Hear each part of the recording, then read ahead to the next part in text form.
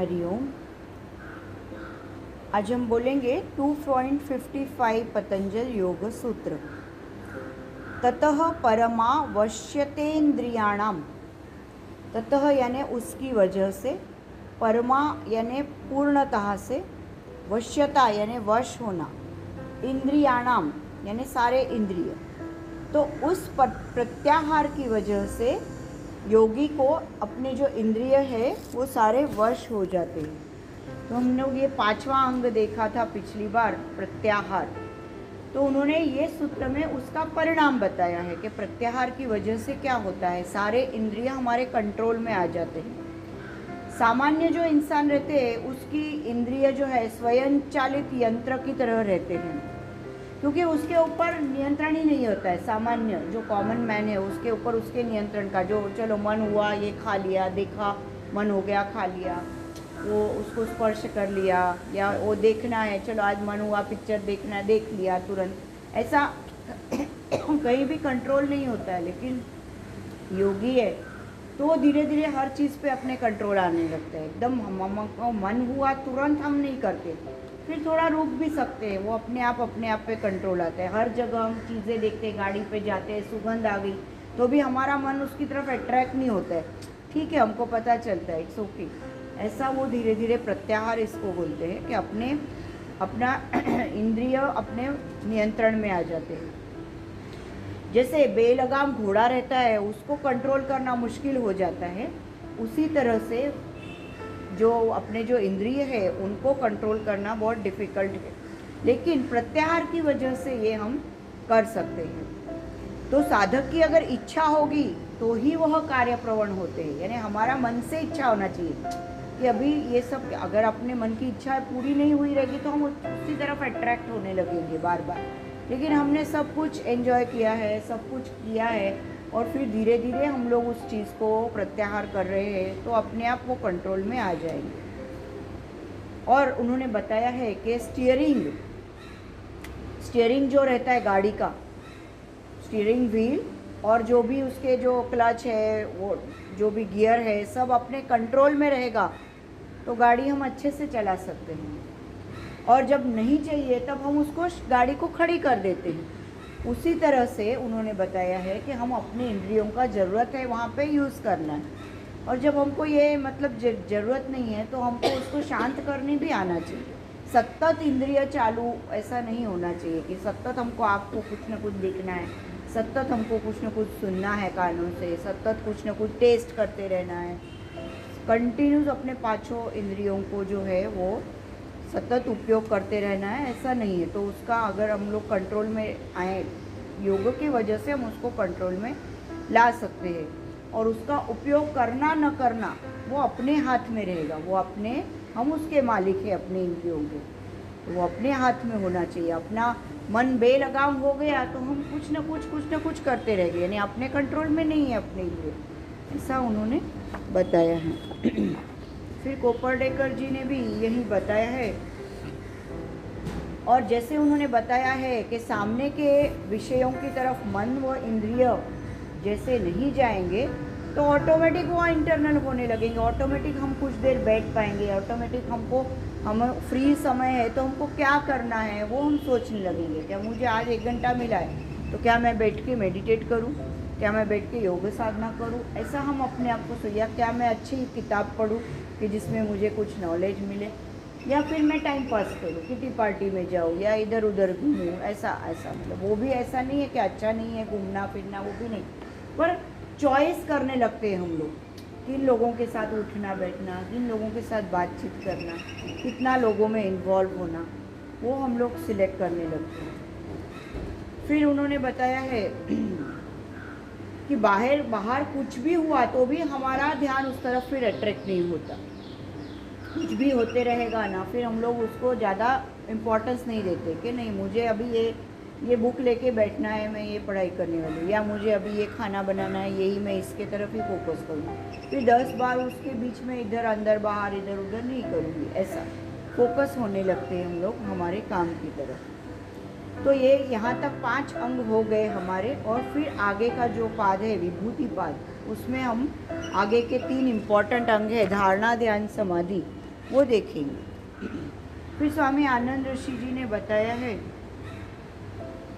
कि बहिरंग तैयारी पूरी हो जाती है तो हम लोग अंतर्मुख, तो ये जो है ये बहिरंग है, स्टार्टिंग के जो 5 अंग, यम, नियम, आसन, प्राणायाम और प्रत्याहार, ये बाहरी अंग है।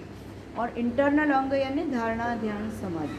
तो जैसे ही हम बाहरी अंग जब अच्छे से करने लगते हैं तो ऑटोमेटिक अंदर के अंगों के लिए हम तैयार हो जाते हैं। उन्होंने क्या बताया है कि साधक का अन्नमय कोश जो है वो हम जो योगासन करते हैं उसकी वजह से अच्छा होता है। फिर प्राणायाम की सहायता से प्राणमय कोश अच्छा होने लगता है और पूरे शरीर में प्राण अच्छी तरह से वहन करने लगता है। यम नियम के सहायता से क्या होता है कि हमारे जीवन को एक अनुशासन मिलता है और एक निश्चित दिशा मिलती है। फिर साधक का जो इधर उधर ध्यान जो भटकता रहता है तो वो भी कंट्रोल में आने लगता है, वो स्थिर होने लगता है और फिर मनोमय कोश भी अपने कंट्रोल में आता है।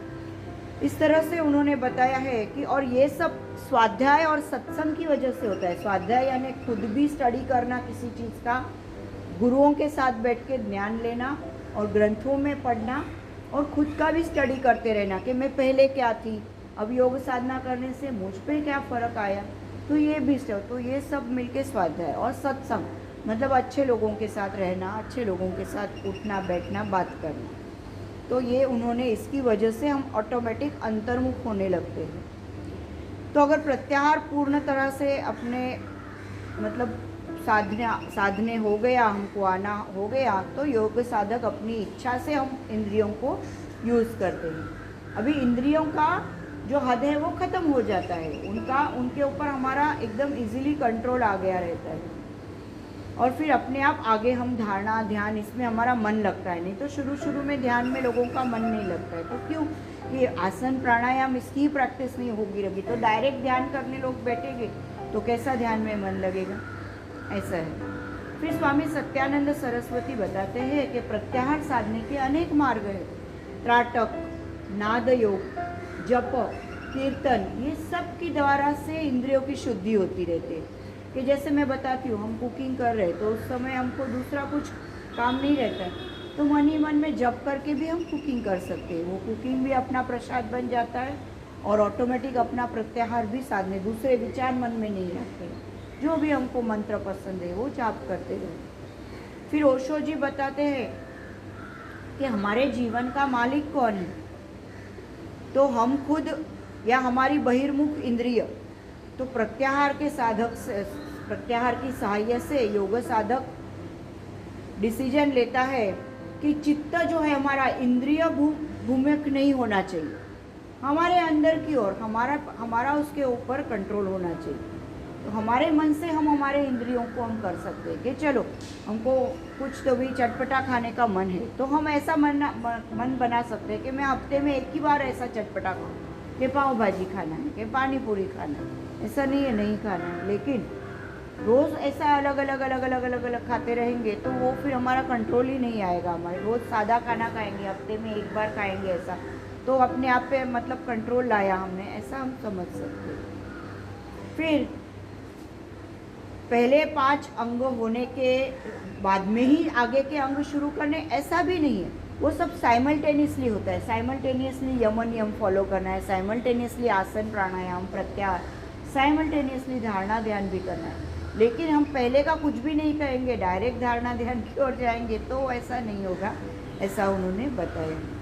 फिर उन्होंने एक अच्छी स्टोरी बताई है इंद्रिय बहिर्मुख और अंतर्मुख होने की, तो वह बहुत अच्छी है। उन्होंने बताया है एक बार मुनिवर्य व्यास और उनका बेटा शुकाचार्य जंगल में से जा रहे होते हैं, तो रास्ते में एक सरोवर था और उसमें कुछ स्त्रियां रहती है, वो विवस्त्र अवस्था में नहा रही होती है उस सरोवर में। तो उस सरोवर से शुकाचार्य जो थे वो आगे चले गए और उनके पीछे पीछे ही व्यास मुनि भी चले गए। उनके जो पापा थे वो भी, व्यास मुनि भी पीछे पीछे ही चले गए। तो दोनों ने उस नहाती स्त्रियों की तरफ देखा नहीं रहता है, ध्यान भी नहीं दिया रहता है। लेकिन उस स्त्रियाँ जो रहती है उनको शुकाचार्य को देखकर उनको कुछ भी नहीं लगा, लेकिन व्यास मुनि को देख के वो शर्मा गई।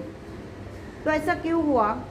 दोनों ने भी स्त्रियों के पास देखा नहीं था, लेकिन ऐसा बोलते हैं कि शुकाचार्य उस समय अंतर्मुख अवस्था में जा रहे थे और व्यास मुनि बहिर्मुख अवस्था में थे उस समय में। तो इसके लिए उन स्त्रियों को उनको देख के वो भावना है। उन्होंने तो उनके पास देखा नहीं था, लेकिन उनका ध्यान बाहर भटक रहा था और शुकाचार्य का अंतर्मुख था ध्यान। उसकी वजह से ऐसा हुआ कि स्त्रियाँ उनको देख के शर्माई, पर उनको नहीं देख के शर्माई। ऐसा उन्होंने एक चित्तवृत्ति का इतना सूक्ष्म फर्क भी वो स्त्रियों को समझ में आ गया कि उनकी चित्तवृत्तियाँ कहाँ चल रही है, क्योंकि दोनों जा रहे थे, दोनों ने उधर देखा नहीं, फिर भी वो एक को देख के वो शर्मा ही नहीं, क्योंकि उनको वो अट्रैक्शन ही नहीं हुआ, और एक को देख के वो शर्मा गई स्त्री। ऐसा है, मतलब जिस सामने वाले के भी मन में क्या भाव है उसकी तरफ सामने वाला अट्रैक्ट हो जाता है। ऐसा उन्होंने बताया। ठीक है।